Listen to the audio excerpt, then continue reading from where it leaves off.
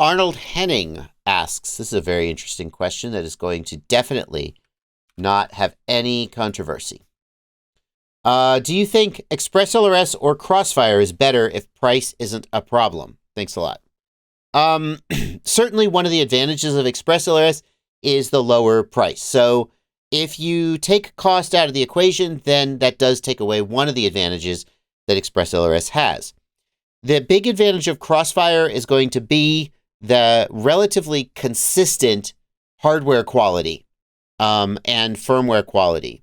Whereas with the thing that people need to realize is that when you buy an ExpressLRS receiver or an ExpressLRS module, you're in a similar situation as when you buy a Betaflight flight controller. If you get one from a bad vendor who built a crappy flight controller, it's going to crap out on you. If you get one from a good vendor who built good hardware, it's going to be solid. And there's a wide variety there.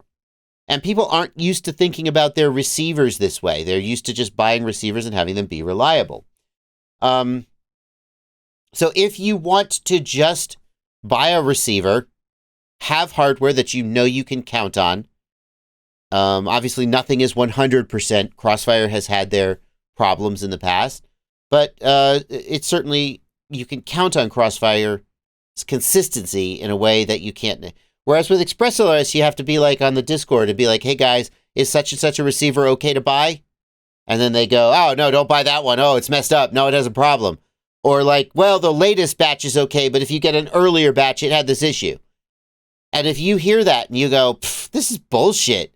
Why should I have to do this? Then just don't. Then ExpressLRS is not for you. But ExpressLRS has a lot of other advantages that draw people to it.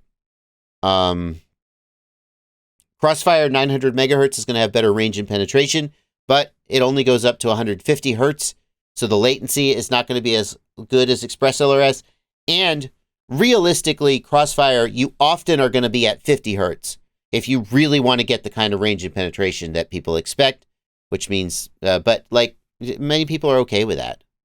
Many people are okay with that. But simply, it's impossible to say one or the other is better, hands down, because it just depends on your priorities, as always.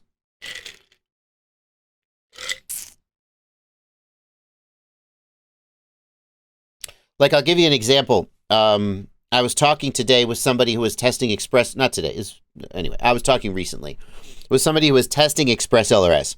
And he was doing range tests and he was fail-safing the link, and then it would not come back after fail-safe. He was like, I was literally standing over the quad and it was fail-safed and it didn't come back. I had to power cycle it. And it turns out that there is a Crossfire option. There's a Crossfire option which, if you enable the no sync on arm option, then while you're flying, after you arm, it stops sending sync packets. And what that means is that you get a low jitter, more consistent packet flow, like good for racing. But if you fail safe, then it won't reconnect without power cycling. And, you know, he didn't know about that option. And he was like, why would it not reconnect after fail-safing? This is BS. This is buggy. What's going on here? It just turned out there was a different option that people didn't know about. So, you got to know what you're getting into with ExpressLRS. If you just want, like, F you, sell me a receiver, and I'll put it in my quad and I'll fly it. That's not ExpressLRS. Okay? You have to know what you're getting into. ExpressLRS is this pool of technical details, and you got to love it. You got to love it. You got to want that. Right?